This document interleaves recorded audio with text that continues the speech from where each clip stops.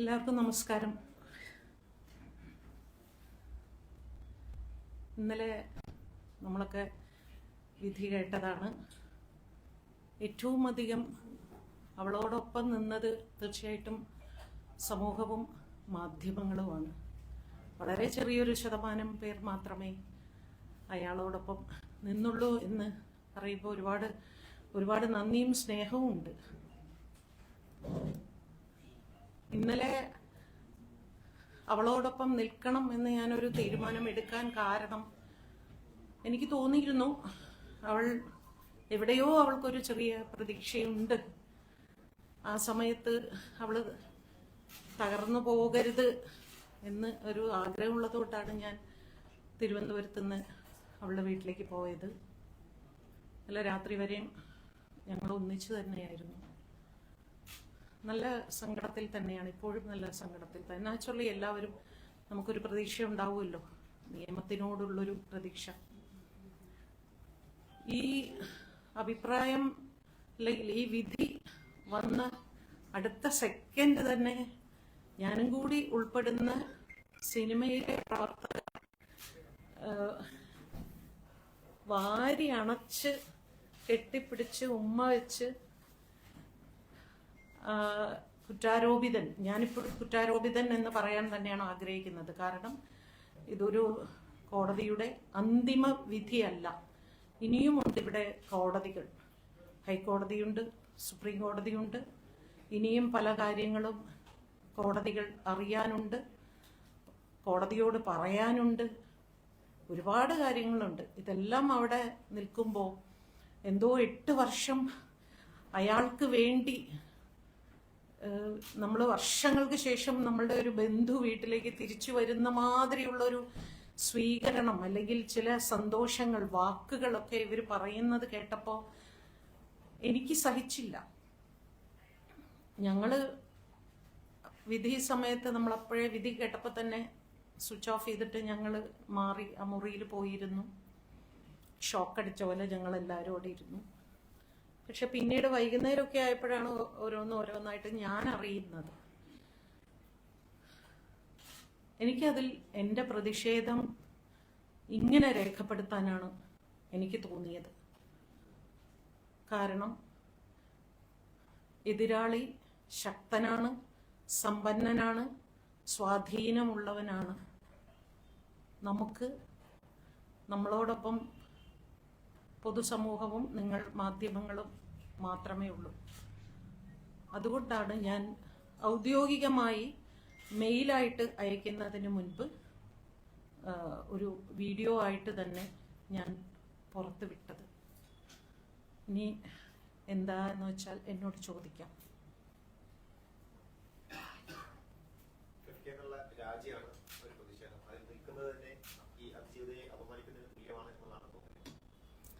തീർച്ചയായിട്ടും 2018 ഈ സംഭവം നടന്ന അന്ന് ചാനൽ ചർച്ചകളിൽ സംസാരിക്കുമ്പോൾ ഫെഫ്കയുടെ സെക്രട്ടറി സംഘടന എന്നും അതിജീവിതയോടൊപ്പം എന്ന വാക്കാണ് ഉപയോഗിച്ചത്. എനിക്കിന്നും ഓർമ്മയുണ്ട് ഒരു ചാനലിൽ ആ വിഷ്വലിൽ അദ്ദേഹം പറയുന്നത്. ഞാൻ ഒരുപാട് അഭിമാനത്തോടു കൂടി കണ്ടു. കാരണം ഞാനും കൂടി ചേർന്ന് രൂപീകരിച്ച ഒരു പ്രസ്ഥാനമാണത്. 7000-ലധികം തൊഴിലാളികൾ, ഇപ്പൊ ടെലിവിഷൻ സംഘടനയും കൂടി ആയപ്പോൾ ഏകദേശം 18,000-20,000 അടുപ്പിച്ച് അംഗങ്ങളുള്ള ഒരു സംഘടനയാണ്. അപ്പൊ അതൊരു വലിയ ശക്തിയാണ്. അത്രയും വലിയൊരു ശക്തി, ഞങ്ങൾ നിന്നോടൊപ്പം നിൽക്കുന്നു എന്ന് പറയുമ്പോൾ അതിജീവിതയ്ക്ക് കിട്ടുന്ന ഒരു ആത്മവിശ്വാസം വളരെ വലുതാണ്. അപ്പൊ അങ്ങനെ ഒരു സംഘടനയുടെ പ്രതിനിധി മാധ്യമങ്ങളിൽ കൂടി വന്ന് തീർച്ചയായിട്ടും ഞങ്ങൾ അവളോടൊപ്പമാണ് എന്ന് പറയുമ്പോൾ എനിക്ക് ഒരുപാട് സന്തോഷം തോന്നി. പക്ഷെ അധികം വൈകാതെ 3-4 മാസത്തിനുള്ളിൽ അദ്ദേഹം ഈ പ്രതിസ്ഥാനത്ത് നിന്നിരുന്ന ആ വ്യക്തിയെ വെച്ചൊരു സിനിമ ചെയ്യുന്നു എന്ന് ഞാൻ അന്ന് അറിഞ്ഞു. ബാലൻ വക്കീൽ എന്ന് പറയുന്ന സിനിമയായിരുന്നു. ഞാൻ അപ്പം തന്നെ അദ്ദേഹത്തിനോട് ഞാൻ പറഞ്ഞു, ഈ പടം ചെയ്യാൻ പാടില്ല, ഇത് നമ്മൾ അവളോട് കാണിക്കുന്ന അനീതിയാണ്. അവളോടൊപ്പം എന്ന് പറയുകയും അവനോടൊപ്പം സഞ്ചരിക്കുകയും ചെയ്യുന്ന ഒരു ഇരട്ട താപ്പ് നമ്മൾ കാണിക്കരുത് എന്ന് ഞാൻ പറഞ്ഞു. ജനറൽ കൗൺസിൽ വെക്കാം എന്ന് പറഞ്ഞു. ജനറൽ കൗൺസിലിൽ വെച്ചു. 54 പേരടങ്ങുന്ന ഒരു ജനറൽ കൗൺസിലായിരുന്നു അന്ന് നടന്നത് 2018. അവിടെ വെച്ച് ഞാൻ എൻ്റെ ഈ അഭിപ്രായം ഞാൻ പറഞ്ഞപ്പോൾ ഇദ്ദേഹം, നമുക്കൊക്കെ അറിയാമല്ലോ സംസാരിക്കാൻ വളരെ അതിവിദഗ്ധമായി സംസാരിക്കുന്ന അദ്ദേഹത്തിൻ്റെ സ്പീച്ചിന് മുമ്പിൽ ഒന്നുമല്ല, എനിക്കൊന്നും അങ്ങനെയൊന്നും സംസാരിക്കാൻ എനിക്ക് ഏത് ജന്മത്തിൽ സാധിക്കുമെന്ന്. അത്രമാത്രം ന്യായീകരണങ്ങളും അത്രമാത്രം ഭാഷയും അത്രമാത്രം നിയമങ്ങളും എല്ലാം അരച്ച് കലക്കി കുടിച്ചിരിക്കുന്ന ഒരു മനുഷ്യനാണ്. ഒരുപാട് ബഹുമാനം ഉണ്ടായിരുന്നു, എനിക്ക് ഒരുപാട് ബഹുമാനം ഉണ്ടായിരുന്നു. അദ്ദേഹത്തിന്റെ ആ പ്രസംഗം കഴിഞ്ഞതോടുകൂടി 54 പേരടങ്ങുന്ന ഒരു ജനറൽ കൗൺസിൽ, 53 പേരും പുരുഷന്മാരായിരുന്നു. ഞാൻ ഒരു സ്ത്രീ മാത്രമേ ആ കൗൺസിലിൽ അന്നും. ഇപ്പോഴും അവിടെ സ്ത്രീകളില്ല. ഇനിയിപ്പോൾ ഞാനിപ്പോൾ കുറേ കാലങ്ങളായിട്ട് സംഘടനയിൽ ഒരു മുഖ്യ ഇതിലൊന്നുമില്ല, അതുകൊണ്ട് എനിക്കറിയില്ല. 53 പേരും എഴുന്നേറ്റ് നിന്ന് കൈയടിച്ചു. സാർ ആ സിനിമ ചെയ്യണം, ഞങ്ങൾ സാറിനോടൊപ്പമുണ്ട് എന്ന് പറഞ്ഞപ്പോൾ അന്ന് ഞാൻ എൻ്റെ രാജിക്കത്ത് കൊടുത്തു. 2018 ഞാൻ ഈ സംഘടനയിൽ നിന്ന് പോവുകയാണെന്ന് പറഞ്ഞ് രാജിക്കത്ത് കൊടുത്തു. പിന്നെ 19, 20, 21, 22, 23 വരെ യാതൊരു അനക്കവും ഇല്ല. 23 ഡബ്ബിംഗ് ആർട്ടിസ്റ്റ് അസോസിയേഷന്റെ ഒരു ഇലക്ഷൻ വന്നപ്പോൾ ഡബ്ബിംഗ് ആർട്ടിസ്റ്റുകളെല്ലാം കൂടി എൻ്റെ വീട്ടിൽ വന്നു. ചേച്ചി, ഇത്രയും വർഷങ്ങളായിട്ട് ഡബ്ബിംഗ് അസോസിയേഷൻ മരിച്ചതിന് തുല്യമായിരിക്കുന്നു, ചേച്ചി തിരിച്ചു വരണം. അപ്പം ഞാൻ പറഞ്ഞു, ഞാൻ രാജിവെച്ചതാണ്, എനിക്കിനി അങ്ങോട്ട് വരാനുള്ള യാതൊരു ഇതുമില്ല എന്ന് പറഞ്ഞപ്പോൾ, ഇല്ല ചേച്ചിയുടെ രാജി സ്വീകരിച്ചിട്ടില്ല എന്നാണ് പറഞ്ഞത്. അങ്ങനെ അവരുടെയൊക്കെ നിർബന്ധപ്രകാരം ഞാൻ സംഘടനയുടെ തിരഞ്ഞെടുപ്പിലേക്ക് സഹായിക്കാനായി പോയി. ഞാനൊരു സ്ഥാനത്തേക്കും ഞാൻ മത്സരിച്ചിട്ടില്ല. ഇപ്പോഴും ഞാൻ ഫെഫ്കയുടെയോ ഡബ്ബിംഗ് അസോസിയേഷന്റെയോ ഔദ്യോഗികമായ ഒരു സ്ഥാനത്തും ഇല്ല. മറ്റത് ഞാൻ നേരത്തെ വൈസ് പ്രസിഡന്റും ജോയിന്റ് സെക്രട്ടറിയും ആയിരുന്നു 2018 രാജിവെക്കുമ്പോൾ. അങ്ങനെ സംഘടനയെ ഒന്ന് സഹായിച്ചു, കൂടെ നിന്നപ്പോഴാണ് പറയുന്നത് എന്റെ രാജി അവർ സ്വീകരിച്ചിട്ടില്ലായിരുന്നു എന്ന് ഞാൻ അപ്പോഴാണ് അറിയുന്നത്. അതിനുശേഷം ഞാൻ ഫെഫ്കയുമായിട്ട് യാതൊരു സഹവർത്തിത്വം ഇല്ലായിരുന്നു. പിന്നീട് ഹേമ കമ്മിറ്റി റിപ്പോർട്ട് വന്നപ്പോഴാണ് നിങ്ങൾ എല്ലാവരും കണ്ടത്. കുറേയധികം സ്ത്രീകളുടെ പ്രശ്നങ്ങൾ വന്നപ്പോൾ ശ്രീ വി ഉണ്ണികൃഷ്ണൻ എന്നെ വിളിച്ചു പറഞ്ഞു, വരണം, വന്ന് സംസാരിക്കണം എന്ന് പറഞ്ഞു. അവിടെ വന്നു. കുറെ സംഭവങ്ങളൊക്കെ അതിനുശേഷം നടന്നു. കുറേയധികം സ്ത്രീകൾക്ക് വേണ്ടി ഞാൻ ഇതുപോലൊരു പത്രസമ്മേളനം വിളിച്ചു. നിങ്ങളെല്ലാവരും വന്നു, അതുമൊക്കെ കഴിഞ്ഞു. അതിനുശേഷം ഒരു വുമൺ കോറം രൂപീകരിച്ചു ഫെഫ്ക. അതിൻ്റെ ചെയർപേഴ്സണായിരുന്നു ഞാൻ. അവിടെ ചില ചെറിയ ചെറിയ സ്ത്രീകളുടെ പരാതികൾ വന്നിരുന്നു, അതായത് സാമ്പത്തികമായിട്ടുള്ള കാര്യങ്ങൾ. അപ്പം അതെല്ലാം എൻ്റെ അടുത്ത്, സ്ത്രീകളുടെ പരാതികളായതുകൊണ്ട് തന്നെ അതെല്ലാം എൻ്റെ അടുത്തേക്കാണ് വിട്ടത്. അതെല്ലാം സംസാരിച്ച് അതെല്ലാം തീർക്കുന്നുണ്ടായിരുന്നു. പിന്നീട് തൊഴിൽപരമായ ഒരു സ്ത്രീയുടെ പരാതി എൻ്റെ അടുത്തേക്ക് വന്നു. ആ സ്ത്രീയെ കേൾക്കണം എന്ന് ഞാൻ പറഞ്ഞു. ആ സ്ത്രീയെ കേൾക്കാൻ പറ്റില്ല എന്ന് അദ്ദേഹം പറഞ്ഞു. അതിനെ ചൊല്ലി ഞങ്ങൾ അങ്ങോട്ടും ഇങ്ങോട്ടും അല്പം വാക്ക് തർക്കങ്ങളൊക്കെ അന്നുണ്ടായി. ഇത് ഒരു 3 മാസം മുൻപത്തെ സംഭവമാണ്. അപ്പൊ എനിക്ക് തോന്നി, ഈ അടിച്ചമർത്തപ്പെട്ട വിഭാഗത്തിനെ, പ്രത്യേകിച്ച് സ്ത്രീകളുടെ വിഷയം കേൾക്കുന്നില്ലേ എന്ന് എനിക്കൊരു സംശയം തോന്നി. അപ്പൊ നിരന്തരം നമ്മളിങ്ങനെ പോരാടിക്കൊണ്ടേയിരിക്കണം, ഇങ്ങനെ വാക്ക് തർക്കങ്ങളും ഒക്കെ. പക്ഷെ ഭൂരിഭാഗം പുരുഷന്മാരാണ്. അപ്പോൾ അവിടെ ജനറൽ കൗൺസിലിൽ എടുക്കുന്ന തീരുമാനമാണ് അന്തിമ തീരുമാനം. അങ്ങനെ ഞാൻ അന്ന് തന്നെ 3 മാസം മുമ്പ് തന്നെ ഈ വുമൺ കോറം ചെയർപേഴ്സൺ സ്ഥാനം ഞാൻ രാജിവെച്ചു. ആ വിഷയവും പുറത്തൊന്നും വന്നിട്ടില്ല, ഇപ്പോഴും അതും സ്വീകരിച്ചിട്ടില്ല എന്നൊക്കെയാണ് പറയുന്നത്. പക്ഷെ പിന്നീട് ഞാൻ ഒരു വിഷയത്തിൽ ഇടപെട്ടിട്ടില്ല. അപ്പൊ എനിക്കറിയാം ഈ വിഷയവും. ഇന്നലെ വിധി വന്ന അടുത്ത സെക്കൻഡ് സെക്രട്ടറി പറയുന്നു അപേക്ഷ കിട്ടിയാൽ ഉടൻ പരിഗണിക്കും. അതങ്ങനെയല്ല പറയേണ്ടത്. അപേക്ഷ കിട്ടിയാൽ ജനറൽ കൗൺസിലിൽ വെക്കും. അല്ലെങ്കിൽ അദ്ദേഹം ഒരു സംവിധായകനായി അല്ലെന്നാണ് എൻ്റെ ഒരു വിശ്വാസം. ഈ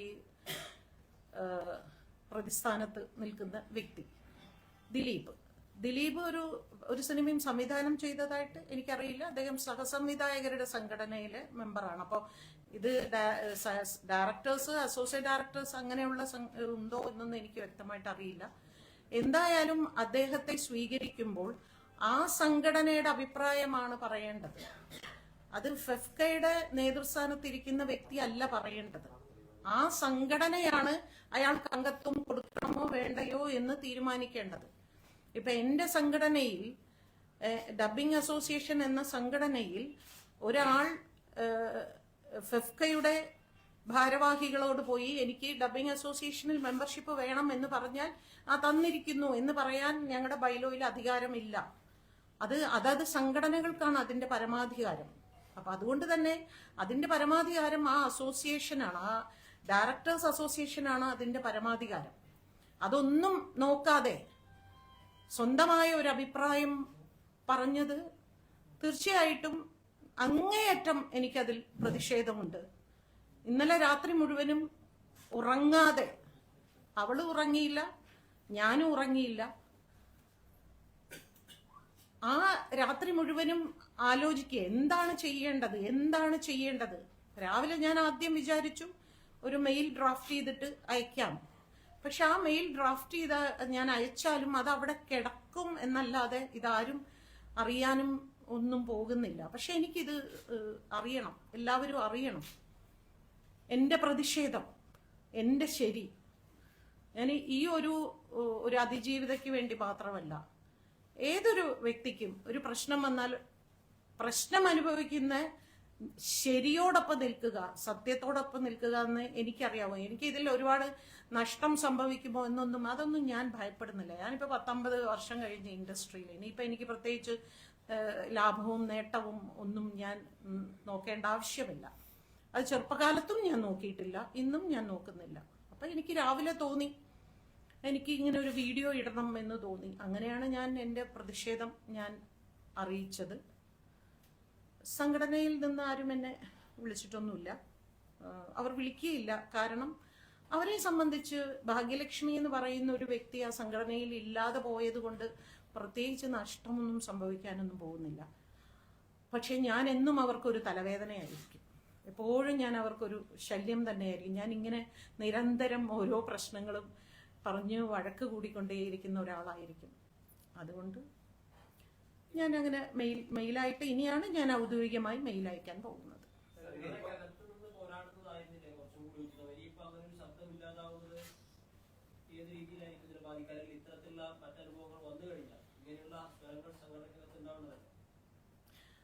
അവിടെ ഞാൻ പറഞ്ഞില്ലേ, ഒരു സ്ത്രീയുടെ ശബ്ദമേ ഉള്ളൂ, ബാക്കി ഭൂരിഭാഗം പുരുഷന്മാരുടെ ശബ്ദമാണ്. അതുകൊണ്ട് തന്നെ 2018 ഞാൻ സംസാരിച്ചത് തന്നെയാണ് ഇനിയും സംഭവിക്കാൻ പോകുന്നത്. അതിനപ്പുറം ഒന്നും അവിടെ സംഭവിക്കാൻ പോകുന്നില്ല. അതാണ് എനിക്ക് എന്റെ അനുഭവം വെച്ചാണ് ഞാൻ ഈ പറയുന്നത്. അതുകൊണ്ട് തന്നെ ഈ ഒരു സ്ത്രീ ശബ്ദം വെച്ചുകൊണ്ട് അവിടെ ഒരു തീരുമാനം, കാരണം ഭൂരിഭാഗത്തിന്റെ തീരുമാനം എന്താണോ അതായിരിക്കും മിനിറ്റ്സിൽ വരുന്നത്. ഒരാളുടെ തീരുമാനം വെറുതെ നമ്മൾ വാർത്തയാക്കാം എന്നല്ലാതെ അതിന് പ്രത്യേകിച്ച് മാറ്റങ്ങളൊന്നും അവിടെ ഉണ്ടാകാൻ പോകുന്നില്ല. അതുകൊണ്ടാണ് ഞാൻ പൂർണ്ണമായിട്ടും അവിടെ നിന്ന് ഇറങ്ങാൻ തന്നെ തീരും. കാരണം ഇത് ഇന്നും ഇന്നലെയല്ല, ഞാൻ കുറച്ച് ദിവസമായിട്ട് ഞാൻ ഈ പോരാട്ടം ഉള്ളിൽ നടത്തിക്കൊണ്ടേയിരിക്കുന്നു. പലരും കൂറുമാറിയെങ്കിലും ശക്തമായ മൊഴികളും ഉണ്ടായിരുന്നു. എന്നിട്ടും ഇങ്ങനെ ഒരു വിധി ഉണ്ടാകാനുള്ള കാരണം എന്താണെന്ന് മനസ്സിലാക്കുന്നത്? അതാണ് ഇപ്പൊ നമ്മൾ പഠിച്ചുകൊണ്ടിരിക്കുന്നത്. ഇനിയിപ്പോ നമ്മൾ അതിനെക്കുറിച്ച് വളരെ ഗൗരവമായിട്ട് എന്തുകൊണ്ടാണ്, എവിടെയാണ് ഇങ്ങനെ ഒരു നമുക്ക് പ്രതീക്ഷ നഷ്ടപ്പെട്ടത്. 21 പേർ കൂറുമാറുക എന്നുള്ളത് മാത്രമല്ല, പല കാര്യങ്ങളും അതിൽ നടന്നിട്ടുണ്ട്. മെമ്മറി കാർഡ് പുറത്തു പോയിട്ടുണ്ട്, രാത്രികാലങ്ങളിൽ ആ മെമ്മറി കാർഡ് പലരും കണ്ടിട്ടുണ്ട്. അതിലൊക്കെ ഏതോ ഒരു ഓഫീസർ ഇരുന്ന് ചാനൽ പറയുന്നുണ്ട് അതിൽ എഡിറ്റിംഗ് നടന്നിട്ടുണ്ട് എന്ന് പറയുന്നു. അതിന്റെ ഹാഷ് വാല്യൂ മാറിയിട്ടുണ്ട്. ഇതെല്ലാം ഹൈക്കോടതിയിൽ ആ കേസ് നിലനിൽക്കുകയാണ്. ഇതെല്ലാം കോടതിക്കുള്ളിൽ നിന്നാണ് സംഭവിച്ചിരിക്കുന്നത്. അപ്പൊ ഇതെല്ലാം ഇനി നമ്മൾ അടുത്ത അപ്പീലിന് പോകുമ്പോഴാണ് നമുക്ക് പറയാനുള്ളതെല്ലാം പറയാൻ ഉദ്ദേശിക്കുന്നത്. അതുകൊണ്ട് തന്നെ ഇത്രയധികം കാര്യങ്ങൾ ഇതിൽ നിൽക്കുമ്പോൾ എനിക്ക് എന്റെ ഏറ്റവും വലിയ സങ്കടം, ഇവർ ആരും തന്നെ, അമ്മ എന്ന സംഘടനയാവട്ടെ അല്ലെങ്കിൽ ഫെഫ്കയാവട്ടെ, നിർമ്മാതാക്കളുടെ ഇവരാരും അവളെ ഒന്ന് അന്വേഷിച്ചു പോവുകയോ ഞങ്ങളുണ്ട് നിന്റെ കൂടെ എന്നൊരു വാക്ക് അവളോട് പറഞ്ഞിട്ടില്ല. അതാണ് എൻ്റെ ഏറ്റവും വലിയ സങ്കടം. ഒരു മോളെ ഞങ്ങളുണ്ട് നിന്നോടൊപ്പം എന്ന് സ്ത്രീകൾ പോലും അവളോടൊപ്പം നിന്നില്ല എന്നുള്ളത് എൻ്റെ ഒരു വലിയ പ്രതിഷേധമാണ്. അമ്മ സംഘടനയിൽ രണ്ട് സ്ത്രീകൾ തന്നെ ഭരിക്കുന്ന ഒരു സംഘടന കൂടിയാണ്. അവരുടെ ഭാഗത്തു നിന്ന് കുറച്ചുകൂടി ഒരു സ്ട്രോങ് ആയിട്ടുള്ള റിയാക്ഷൻ വേണ്ടിയിരുന്നു. തീർച്ചയായിട്ടും സ്ട്രോങ് ആയിട്ടുള്ള റിയാക്ഷൻ വേണ്ടിയിരുന്നു എന്ന് മാത്രമല്ല, അവർ ഇന്നലെ തന്നെ അടിയന്തര എക്സിക്യൂട്ടീവ് യോഗമാണ് അവർ കൂടിയിരിക്കുന്നത്. അവളുടെ വിഷയത്തിന് ഈ അടിയന്തര യോഗമൊന്നും അന്ന് കൂടിയില്ല. അന്ന് അവൾ പരാതി പറഞ്ഞു. ഈ സംഭവമൊക്കെ നടക്കുന്നതിന് മുൻപ് തന്നെ അവൾ പരാതി പറഞ്ഞിരുന്നു, എന്റെ സിനിമകളെല്ലാം തടയുന്നു, എന്റെ അവസരങ്ങളെല്ലാം നിഷേധിക്കുന്നു എന്ന് അവൾ പറഞ്ഞിരുന്നു.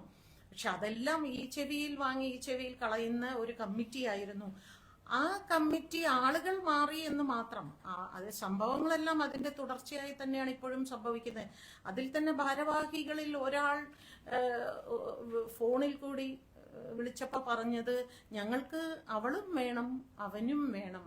അങ്ങനെ ഒരു ഇതുണ്ടോ? ഒന്നുകിൽ നമ്മൾ ശരിയോടൊപ്പം നിൽക്കുക, അല്ലെങ്കിൽ തെറ്റിനോടൊപ്പം നിൽക്കുക. ശരിയോടൊപ്പവും തെറ്റിനോടൊപ്പവും ഒരാൾക്ക് യാത്ര ചെയ്യാൻ പറ്റില്ല. അത് നിലപാടില്ലായ്മയാണത്. അങ്ങനെയാണ് അവർ പറഞ്ഞത്. എത്ര വേഗത്തിലാണ് അവർ ഇന്നലെ മീറ്റിംഗ് വിളിച്ചു കൂട്ടുന്നു, അവർ തീരുമാനങ്ങൾ എടുക്കുന്നു. അതെന്തുകൊണ്ടെന്ന് വെച്ചാൽ തീർച്ചയായിട്ടും അയാളുടെ പണവും അയാളുടെ സ്വാധീനവും, അയാൾ ഇൻഡസ്ട്രിയിൽ നിൽക്കുന്ന ഒരു പൊസിഷനും. അവൾക്ക് സ്വാധീനവുമില്ല, പണവുമില്ല, ഒന്നുമില്ല. അതുകൊണ്ട് അവൾ നിശബ്ദയായി പോരാടിക്കൊണ്ടിരിക്കുന്നു. എനിക്കറിയില്ല, ഞാൻ ആരോടും ഇതിനെക്കുറിച്ച് സംസാരിക്കാറില്ല. കാരണം ഇത് ഞാനിങ്ങനെ പോരാടുകയാണെന്ന് എല്ലാവർക്കും അറിയാം. പക്ഷെ സ്വകാര്യമായിട്ട് എന്നെ എവിടെയെങ്കിലും വെച്ച് ഫോണിൽ കൂടെ സംസാരിക്കില്ല. കാരണം എല്ലാവർക്കും ഫോണിൽ കൂടി സംസാരിക്കാൻ പേടിയാണ്. നമ്മൾ റെക്കോർഡ് ചെയ്യുമോ, നമ്മളിത് പുറത്തു വിടുമെന്ന്. അത് ഏതാ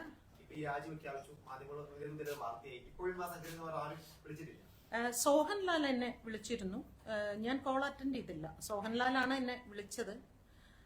ഞാൻ പക്ഷേ ചാനലുകൾ മാറി മാറി മാറി വിളിക്കുന്നതായിരുന്നു. ഞാൻ എല്ലാവരോടും സംസാരിച്ചുകൊണ്ടിരിക്കുകയായിരുന്നു. ഞാൻ സോഹൻലാലിനോട് സംസാരിച്ചില്ല. കാരണം എന്നോട് സംസാരിക്കേണ്ടവർ ആരും എന്നെ വിളിച്ചിട്ടില്ല.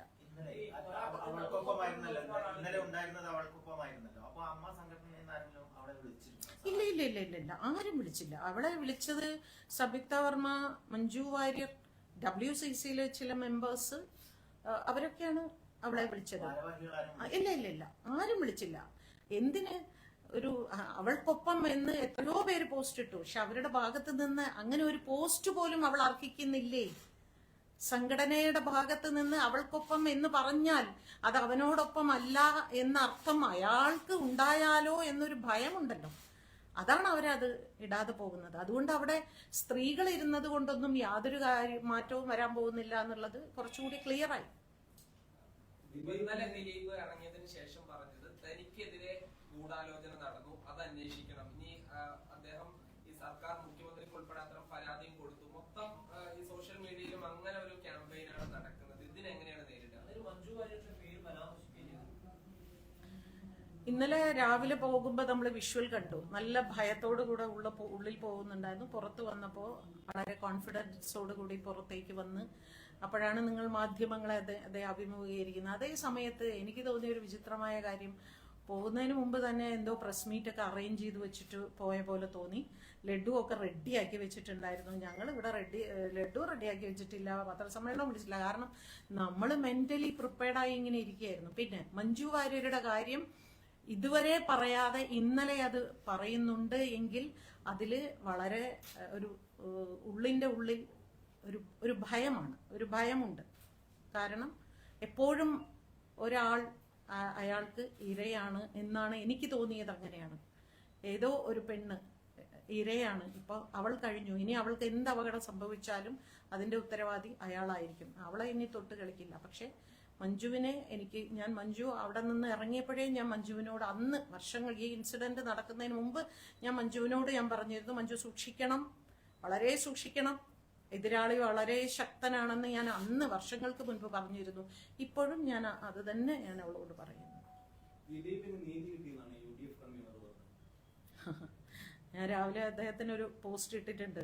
ദിലീപിന് നീതി കിട്ടി എന്ന് പറയുന്ന UDFന്റെ കൺവീനർ UDF ഭരണത്തിൽ വരുമ്പോൾ ഇങ്ങനെ ആയിരിക്കുമോ സ്ത്രീകൾക്ക് നീതി തരാൻ പോകുന്നത്? അതായത് അവർ ഒരു പക്ഷേ UDF ഭരണത്തിൽ വന്നാൽ ഏതെങ്കിലും ഒരു അതിജീവിത കോടതിയിൽ ഇതുപോലൊരു ആവശ്യവുമായി ചെല്ലുമ്പോൾ പിന്നീട് UDF ആ വിഷയത്തിൽ ഇടപെടില്ല എന്ന് UDFന്റെ വാക്കുകളായിട്ടാണ് അദ്ദേഹം പറഞ്ഞത്. അത് KPCC അദ്ദേഹത്തെ തള്ളി എന്നൊക്കെ ഞാൻ പിന്നീട് അറിഞ്ഞു.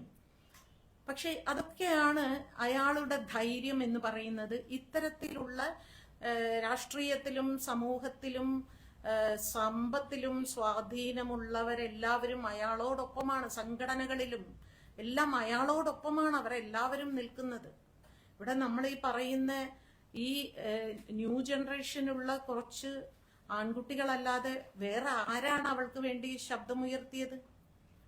ആരും ഉയർത്തിയില്ല. ഇവിടെ വലിയ വലിയ വലിയ സ്റ്റാർസ് എന്ന് പറയുന്ന ഒരാൾ പോലും അവൾക്ക് വേണ്ടി, അവരാരും അവളെ കാണാനും പോയിട്ടില്ല. അവരാരും അവൾക്ക് വേണ്ടി അല്ലെങ്കിൽ അവളോടൊപ്പം എന്നൊരു പോസ്റ്റ് അവരാരും ഇട്ടിട്ടുമില്ല. അപ്പൊ അതുകൊണ്ട് തന്നെ UDF അങ്ങനെ പറഞ്ഞില്ലെങ്കിലേ അത്ഭുതമുള്ളൂ. നമ്മളിപ്പോ അങ്ങേയറ്റ സമൂഹവും മാധ്യമങ്ങളും കത്തിച്ചപ്പോഴാണ് മാങ്കൂട്ടത്തിന്റെ വിഷയത്തിൽ പോലും ഒടുവിൽ പാർട്ടി അങ്ങനെ ഒരു തീരുമാനമെടുത്തത്. അതിൽ എനിക്ക് വലിയ അത്ഭുതം തോന്നുന്നില്ല. പക്ഷെ അത് ഒരു വളരെ ദയനീയമാണ്. അങ്ങനെ ഒരു ജനപ്രതിനിധിയൊക്കെ അങ്ങനെ അഭിപ്രായം പറയുക എന്ന് പറയുന്നത് ശുദ്ധ വിവരമില്ലായ്മയും അതിനോടൊപ്പം ഞങ്ങൾ എപ്പോഴും വേട്ടക്കാരോടൊപ്പമാണെന്ന് പറയുന്നതിന് തുല്യം തന്നെയാണ്.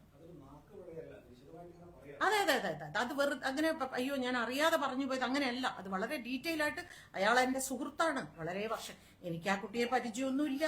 ആ കുട്ടിക്ക് സംഭവിച്ചതിൽ എനിക്ക് വിഷമമുണ്ട്. അതൊക്കെ ശരിയാണെങ്കിലും അയാൾ എന്റെ സുഹൃത്താണെന്ന് പറയുമ്പോൾ വ്യക്തമായ ബോധ്യത്തോടു കൂടിയാണ് അദ്ദേഹം പറയുന്നത്. അപ്പോൾ ഇതിലൊക്കെ അദ്ദേഹത്തിന്റെ ഒക്കെ എന്തെല്ലാം തരത്തിലുള്ള ഇടപെടലുകൾ ഈ കേസിൽ ഉണ്ടായിട്ടുണ്ട് എന്ന് കൂടെ നമ്മൾ പരിശോധിക്കണം, നമ്മൾ ചിന്തിക്കണം. ഫെബ്രുവരിയിലുണ്ടായ ഇൻസിഡന്റിന് ശേഷം പിന്നീട് കാര്യമായ മാറ്റം ഉണ്ടായി എന്നാണ് പല ആളുകളും പറയുന്നത്. ഹേമ കമ്മിറ്റി റിപ്പോർട്ട് വരുന്നു. ഹേമ കമ്മിറ്റി റിപ്പോർട്ടിനനുസരിച്ച് അമ്മയുടെ കാര്യത്തിൽ മാറ്റം വരുന്നു. നിർമ്മാതാക്കൾ സംഘടനയിൽ ചില മാറ്റങ്ങളൊക്കെ വരുന്നു. പക്ഷേ സ്ഥായിയായി ഇപ്പോഴും ഒരു മാറ്റം ഇല്ല എന്ന് തന്നെയാണ് കൃത്യമായിട്ട് പറയുന്നത്. ഇപ്പോ ഒരു സംഘടനയുടെ ഉള്ളിൽ പോലും ഇത്തരത്തിൽ വേട്ടക്കാരൊപ്പം നിൽക്കുമ്പോൾ കാര്യമായിട്ട് ഒരു മാറ്റം ഇതുവരെ സ്ത്രീകളോടുള്ള മനോഭാവത്തിൽ ഈ അമ്മയിൽ മാറിയിട്ടില്ല, അല്ലെങ്കിൽ മറ്റു സംഘടനകളിൽ സിനിമാ മേഖലയിൽ തന്നെ മാറിയിട്ടില്ല എന്ന് വ്യക്തമാണ്. മാറിയിട്ടില്ല. കാരണം എനിക്ക് വളരെ വ്യക്തമായിട്ട് അറിയാം സംഘടനയ്ക്കുള്ളിൽ ഇത്തരം പരാതികൾ വരുന്നുണ്ട്. പരാതികൾ വരുന്നത് അവർ പോലീസിൽ പരാതിപ്പെടാൻ അവർ തയ്യാറാവുന്നില്ല. സ്ത്രീകൾ തന്നെ അവർ തന്നെ പറയുന്നുണ്ട് ഇത് സംഘടനയ്ക്കുള്ളിൽ ഒതുക്കി തീർത്താൽ മതി, ഇത് നിങ്ങൾ എനിക്ക് കോമ്പൻസേഷൻ വാങ്ങി തന്നാൽ മതി എന്ന് പറയുന്ന സ്ത്രീകളാണ് ഏറ്റവും അധികം. ആരും ഞങ്ങൾ അങ്ങോട്ട് ഞാൻ വളരെ വ്യക്തമായിട്ട് പറയാറുണ്ട്, വരൂ ഞാൻ വരാം നിങ്ങളോടൊപ്പം പോലീസിൽ, ഞാൻ വരാം എന്ന് ഞാൻ പറയാറുണ്ട്. പക്ഷെ സ്ത്രീകൾ ധൈര്യത്തോടു കൂടെ പോലീസിലേക്ക് വരാനും ഒരേ ഒരു കേസിലാണ് ഞാൻ DGP കമ്മീഷണർ എല്ലാവരെയും കാണാൻ പോയത്. ഒരു സീരിയൽ ഷൂട്ടിംഗ് സ്ഥലത്ത് വെച്ച് ഒരു സ്ത്രീക്കെതിരെ ഒരു ലൈംഗിക അതിക്രമം അയാള് അവരെ ചാടി കയറി പിടിച്ച് അവര് അവിടുന്ന് ഇറങ്ങി ഓടുകയാണ് ചെയ്തത്. പിന്നീട് അവര് എന്റെ അടുത്തേക്കാണ് നേരെ വന്നത്. എന്റെ അടുത്ത് വന്നപ്പോൾ ഞാൻ അവരോട് വരൂ എന്നോടൊപ്പം എന്ന് പറഞ്ഞാണ് ഞാൻ പോലീസ് സ്റ്റേഷനിൽ പോയി മണിക്കൂറുകളോളം കാത്തിരുന്ന് ഞാൻ കേസ് കൊടുത്ത് അയാളെ അറസ്റ്റ് ചെയ്ത് പിന്നീട് ഞാൻ കോൺക്ലേവ് സമയത്ത് ഞാൻ മിനിസ്റ്ററോട് ഞാൻ അതിനെക്കുറിച്ച് പറഞ്ഞു. മിനിസ്റ്ററുടെ ചേംബറിലേക്ക് ഞാൻ ആ കുട്ടിയെ കൂട്ടിക്കൊണ്ടുപോയി അതിനു വേണ്ടിയുള്ള വളരെ ശക്തമായ നടപടികൾ എന്തായാലും കേസ് ഫയൽ ചെയ്തിട്ടുണ്ടല്ലോ, കേസിനോടൊപ്പം നമ്മൾ ഉണ്ട് എന്ന് മിനിസ്റ്റർ അവിടെ വെച്ച് പറയുകയൊക്കെ ചെയ്തപ്പോൾ 100 കേസ് നടക്കുന്നുണ്ടെങ്കിൽ 99 പേരും ഉള്ളിന്റെ ഉള്ളിൽ തീർക്കും. 99 എന്നല്ല 99.9 ഉള്ളിന്റെ ഉള്ളിൽ അവർ തീർക്കുകയാണ് ചെയ്യുന്നത്. ഇത്രയും കാലം മാറി നിന്നതിന് ശേഷം, അതായത് മുഖ്യധാര സംഘടനകളിൽ നിന്ന് മാറുന്നതിന് ശേഷം ദിലീപിന് ഒരു അവസരം കിട്ടുമ്പോൾ അപ്പം തന്നെ ചേർത്ത് പിടിക്കാൻ തോന്നുന്ന ഒരു പ്രിവിലേജ് ആണ്. അത്രയും വലിയൊരു പ്രിവിലേജ് എങ്ങനെയാണ് ദിലീപിന് കിട്ടുന്നത്? അതിനെപ്പറ്റി എന്തൊക്കെ കാരണങ്ങളുള്ളതാണ്? പണം മാത്രമാണ്. എല്ലായിടത്തും അദ്ദേഹത്തിന്റെ പണം മാത്രമാണ്. പിന്നെ എല്ലാ സംഘടനയിലും അദ്ദേഹം മെമ്പർഷിപ്പ് എടുത്തിട്ടുണ്ട്. ഫെഫ്കയിൽ എടുത്തിട്ടുണ്ട്, അമ്മയിലുണ്ട്, പ്രൊഡ്യൂസേഴ്സ് അസോസിയേഷനിലുണ്ട്, എക്സിബിറ്റേഴ്സ് അസോസിയേഷനിലുണ്ട്, ഡിസ്ട്രിബ്യൂട്ടേഴ്സ് അസോസിയേഷനിലുണ്ട്. എല്ലാ സംഘടനകളിലും അദ്ദേഹത്തിന്റെ പ്രാതിനിധ്യമുണ്ട്. അതുകൊണ്ട് തന്നെ എല്ലാവർക്കും അയാളെ വേണം. അയാളെ വേണ്ട എന്ന് പറയുന്നവർ ഇൻഡസ്ട്രിയിൽ ഉണ്ടാവില്ല. അങ്ങനെ തന്നെയാണ് ഇപ്പോഴും അന്നും ഇന്നും ഈ കാലഘട്ടത്തിലൊക്കെ നടന്നുകൊണ്ട് വളരെ നിശബ്ദമായി തന്നെ അത് അങ്ങനെ തന്നെയാണ് നടന്നുകൊണ്ടിരിക്കുന്നത്. സിനിമാ മേഖലയിൽ നിന്ന് കിട്ടിയോ? രാജിവെച്ചതിന് ശേഷം ഈ ഇന്ന കാര്യം പറഞ്ഞാണ് രാജിവെക്കുന്നത്. അതിന് പിന്തുണയുമായി ഈ സമാനമായ രാജി ഉണ്ടാവുകയോ അല്ലെങ്കിൽ ഏത് രീതിയിലായിരിക്കും നമുക്ക് അനുകൂലമായി നിൽക്കുന്ന ആളുകളുടെ പ്രതിഷേധം? ഡബ്ബിംഗ് ആർട്ടിസ്റ്റുകൾ കുറച്ചു പേര് വിളിച്ചിരുന്നു. ചേച്ചി ഇല്ലാതെ എങ്ങനെയാണ് ഞങ്ങൾക്ക് മുന്നോട്ട് പോകാൻ സാധിക്കുക എന്ന് ചിലർ വിളിച്ചിരുന്നു. അപ്പൊ ഞാൻ പറഞ്ഞു, ഇപ്പൊ ഞാൻ ഇറങ്ങിപ്പോയി എന്ന് പറഞ്ഞ് നിങ്ങൾ ഇറങ്ങണം എന്നൊന്നുമില്ല. ഇറങ്ങണം എന്ന് അവനവനാണ് തീരുമാനിക്കേണ്ടത്. ഞാനല്ല നിങ്ങളെ നിർബന്ധിക്കേണ്ടത്. ഇത് എൻ്റെ ഉള്ളിലെ ഒരു തീപ്പൊരിയാണ്. അതിപ്പോ വേറൊരാൾക്ക് ഉണ്ടാവണം എന്നില്ല. പിന്നെ എനിക്കിപ്പോ എന്ത് നഷ്ടപ്പെട്ടാലും പ്രശ്നമില്ല എന്ന് പറയാൻ എനിക്ക് ധൈര്യമുണ്ട്. പക്ഷെ പാവങ്ങളാണ് ഡബ്ബിംഗ് ആർട്ടിസ്റ്റുകൾ, എല്ലാവരും തന്നെ പാവങ്ങളാണ്. അവരുടെ ബുദ്ധിമുട്ട് എനിക്ക് നന്നായിട്ട് മനസ്സിലാവും. അതുകൊണ്ട് തന്നെ അവർക്ക് എന്നോടൊപ്പം നിൽക്കാൻ ബുദ്ധിമുട്ടാണ്, പറ്റില്ല. അതുകൊണ്ടാണ് അവർക്ക് സാധിക്കില്ല. ഈ നടനെ ചേർത്ത് പിടിക്കാൻ ഈ സംഘടനയുടെ ഭാരവാഹി പറഞ്ഞെന്ന് പറഞ്ഞല്ലോ. അങ്ങനെയല്ല പറയേണ്ടിയിരുന്നത്, ജനറൽ കൗൺസിലാണ് വെക്കേണ്ടിയിരുന്നത് എന്ന് പറഞ്ഞല്ലോ. പക്ഷെ ഈ ജനറൽ കൗൺസിൽ ഇത്രയും ഭൂരിപക്ഷം ഉണ്ടാവുമ്പോൾ അവിടെ വെച്ചാലും മറിച്ച് തീരുമാനം പിടിക്കാൻ പറ്റും ഉണ്ടാവില്ല. എന്നാലും ഇതിനൊരു ഫോർമാറ്റ് ഉണ്ടല്ലോ. ഇതൊരു ട്രേഡ് യൂണിയനാണ്. ഫെഫ്ക എന്ന് പറയുന്ന വെറുതെ ഒരു കൂട്ടായ്മയല്ല, അതൊരു സാംസ്കാരിക സംഘടനയല്ല. അതിന് അതിൻ്റെതായിട്ടുള്ള ചില നിയമങ്ങളുണ്ട്, ബൈലോ ഉണ്ട്. അതിൻ പ്രകാരം മാത്രമേ ഉത്തരം പറയാൻ പാടുള്ളൂ. അങ്ങനെ ഒരു ചോദ്യം വരുമ്പോൾ തീർച്ചയായിട്ടും അദ്ദേഹം അപേക്ഷ തരട്ടെ. അപേക്ഷ ഞങ്ങൾ ജനറൽ കൗൺസിൽ ബന്ധപ്പെട്ട സംഘടനയ്ക്ക് അയക്കും. ആ സംഘടന വീണ്ടും ഫെഫ്കയ്ക്ക് അയക്കും. ഫെഫ്ക സെക്രട്ടറിയോ പ്രസിഡന്റോ അത് ജനറൽ കൗൺസിലിൽ വയ്ക്കും. ഇങ്ങനെ പല കടമ്പകളുമുണ്ട്. ഇതെല്ലാം കടന്നിട്ട് മാത്രമേ അയാളെ സ്വീകരിക്കണോ വേണ്ടയോ എന്ന് പറയാൻ പാടുള്ളൂ. സാധാരണ എല്ലാ കാര്യത്തിലും വളരെ നിയമം നോക്കി സംസാരിക്കുന്ന ഒരാളാണ് ഫെഫ്ക ജനറൽ സെക്രട്ടറി. പക്ഷെ ഈ വിഷയത്തിൽ ആ ഒരു ആവേശം ഞാൻ കണ്ടു. അദ്ദേഹത്തെ സ്വീകരിക്കാനുള്ള ഒരു ആവേശം അത് ഞാൻ കണ്ടു. തീർച്ചയായിട്ടും തീർച്ചയായിട്ടും. ഇന്നലെ ഇപ്പോ അതിജീവിതരുടെ കൂടെ ഉണ്ടായിരുന്നു പറഞ്ഞല്ലോ. അപ്പോ അവരുടെ എന്തെങ്കിലും മീഡിയസിനോട് പറയാൻ പറ്റുന്ന കാര്യങ്ങളുണ്ടെങ്കിൽ അവരുടെ എന്തായിരുന്നു അവരുടെ ആദ്യ പ്രതികരണം? ഇനിയിപ്പോ എന്തെങ്കിലും നിയമ നടപടിയോ എന്താ ഒരു ഭാഗത്തുനിന്ന് അങ്ങനെ എന്തെങ്കിലും പറയാനുള്ള കാര്യങ്ങളുണ്ടെങ്കിൽ ഞങ്ങള് ഇന്നലെ വാസ്തവത്തിൽ ഞാൻ അവളോട് പറഞ്ഞത്, TV വെക്കരുത്, ഫോൺ സ്വിച്ച് ഓഫ് ചെയ്യുക, നമുക്ക് ഇവിടെ സംസാരിച്ചിരിക്കാം, 1 മണിക്ക് ശേഷം നമുക്ക് TV ഒക്കെ കണ്ടാൽ മതി, നീ മോളിൽ എവിടെയെങ്കിലും പോയിരിക്കണം എന്നൊക്കെ പറഞ്ഞിരുന്നു. പക്ഷേ അവളിങ്ങനെ വല്ലാത്ത റെസ്റ്റ്ലെസ് ആയിരുന്നു, ഭക്ഷണം കഴിക്കാതെയും ഉറങ്ങാതെയും ഒക്കെ ഇങ്ങനെ. അപ്പം അവള് അവളുടെ മുറിയിൽ തന്നെയായിരുന്നു. അവള് TV കാണാനൊന്നും വന്നില്ല. ഞാനും അവളുടെ കുറച്ച് വളരെ അടുത്ത സുഹൃത്തുക്കൾ, ശില്പ, മൃദുല എന്നൊക്കെ പറയുന്ന കുട്ടികൾ, പിന്നെ അവളുടെ ബ്രദേഴ്സ് 2 പേരും ഉണ്ടായിരുന്നു, അമ്മയും. ഞങ്ങൾ മാത്രം TVയുടെ മുമ്പിലിരുന്ന് കണ്ടുകൊണ്ടിരുന്നു.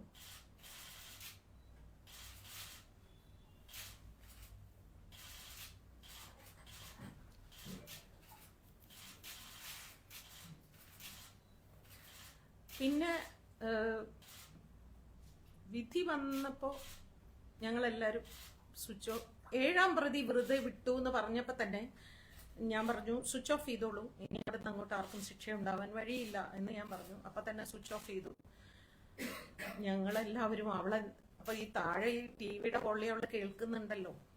ഞങ്ങൾ അവളുടെ അടുത്തേക്ക് പോയപ്പം അവളിങ്ങനെ ഷോക്ക് കിട്ടിയമാരിങ്ങനെ ഇരിക്കുന്നുണ്ടായിരുന്നു. ഞാനിനി എന്താ ചെയ്യേണ്ടത് എന്നിങ്ങനെ ചോദിച്ചു. ഞങ്ങളാരും ഒന്നും മിണ്ടിയില്ല, ആരും ഭക്ഷണം കഴിച്ചില്ല. എല്ലാവരും വൈകുന്നേരം വരെ അങ്ങനെ സൈലൻ്റായിട്ട് തന്നെ മാത്രമേ ഉണ്ടായുള്ളൂ.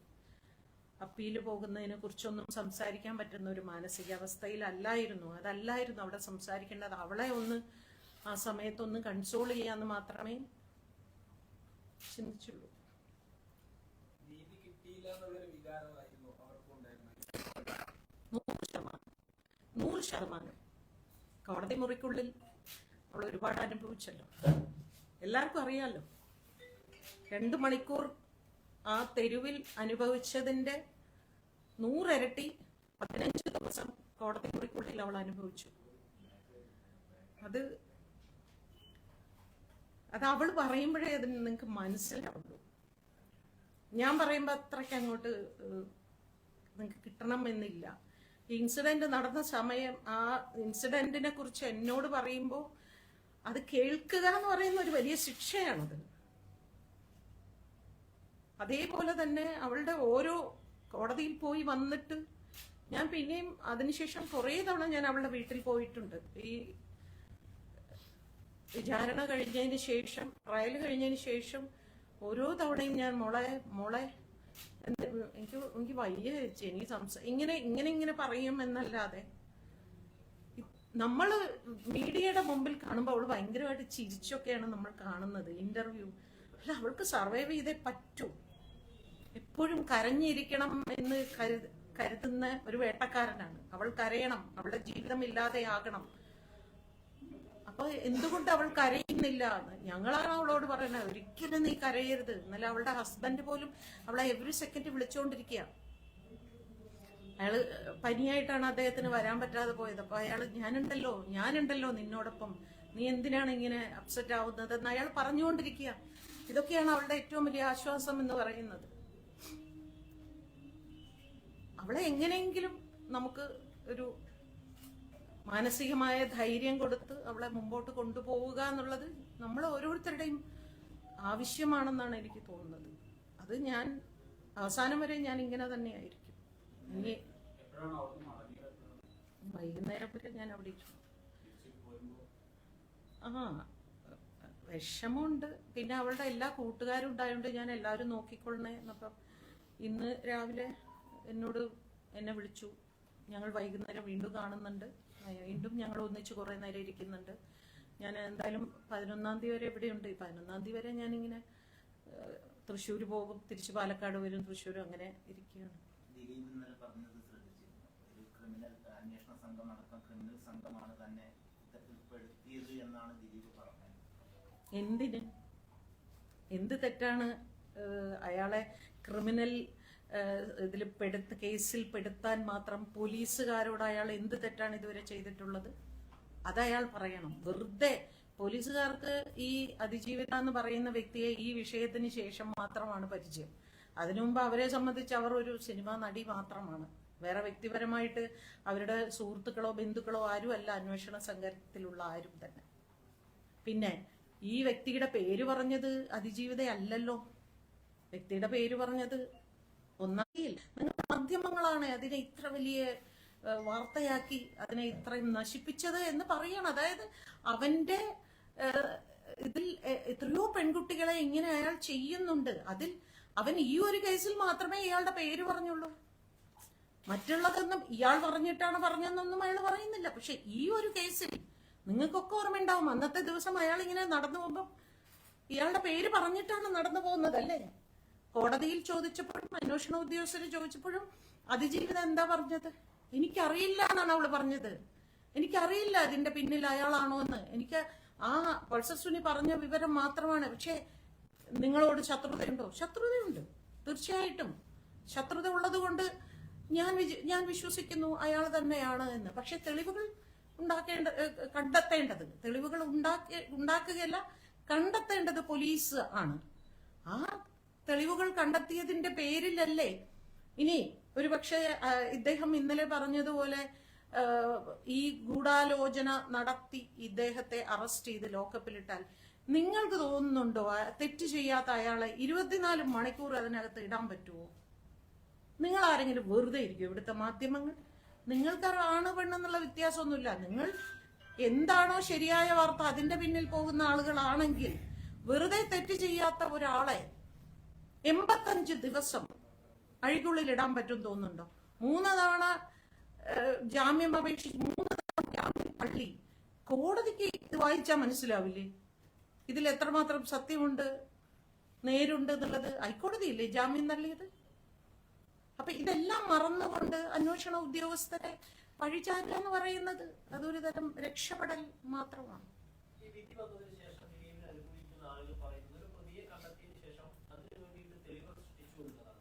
തെളിവുകൾ അല്ലെങ്കിൽ കണ്ടെത്താൻ ദിലീപിനെ തെളിവുകൾ ഹാജരാക്കാൻ നമ്മുടെ പ്രോസിക്യൂഷനെ വീഴ്ച പറ്റിയതാണ് ഉന്നയിക്കുന്നത്.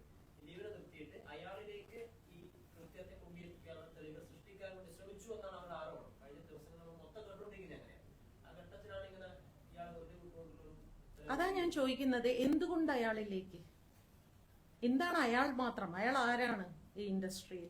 വേറെ എത്രയോ സ്വാധീനമുള്ള സൂപ്പർ സ്റ്റാർസും അങ്ങനെ പല പല പല ആളുകൾ ഈ ഇൻഡസ്ട്രിയിൽ ഉണ്ടല്ലോ. എന്തുകൊണ്ട് ഇയാളുടെ പേര് മാത്രം? അതിന്റെ കൂടെ അയാളും ഒപ്പം ഉണ്ടായിരുന്നു എന്ന് പോലും മറിച്ചൊരു പേര് ഈ ഒന്നാം പ്രതി പറയുന്നില്ലല്ലോ. മാത്രമല്ല, വളരെ സ്വകാര്യ സംഭാഷണത്തിൽ ജയിലിനുള്ളിൽ ജിൻസൺ എന്ന് പറയുന്ന ആളോട് പോലും ഇയാൾ ഇത് തന്നെയാണ് ആവർത്തിച്ചുകൊണ്ടിരിക്കുന്നത്. പോലീസുകാരുടെ മുമ്പിലും മാധ്യമങ്ങളുടെ മുമ്പിലും പറയുന്നത് ഇരിക്കട്ടെ, ഏതൊരു കള്ളനും സ്വകാര്യ നിമിഷങ്ങളിൽ അറിയാതെ ചില സത്യങ്ങൾ പുറത്തു വരും. അവിടെ പോലും അയാൾ ഇയാളുടെ പേര് തന്നെയല്ലേ പറഞ്ഞുകൊണ്ടിരിക്കുന്നത്. അപ്പൊ താൻ നിരപരാധിയാണ് എന്ന് മറ്റുള്ളവരെ ധരിപ്പിക്കാൻ വേണ്ടി ഉണ്ടാക്കുന്ന ചില കെട്ടുകഥകൾ, അല്ലെങ്കിൽ അദ്ദേഹത്തിന്റെ ചില സാമർത്ഥ്യപൂർവ്വമുള്ള, ഇന്നലെ ഇതുവരെ ഉണ്ടാവാത്തൊരു ശബ്ദം പെട്ടെന്ന് ഇന്നലെ വല്ലാതെ ഒരു ഉറച്ച ശബ്ദം എന്ന് പറയുന്നത് അതൊരു ഒരു കള്ളലക്ഷണമാണ്.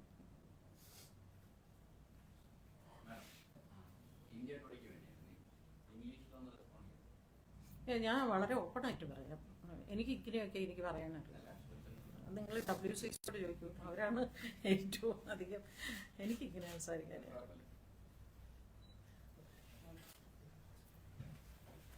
ഓക്കെ, ഇനിയൊന്നുമില്ല.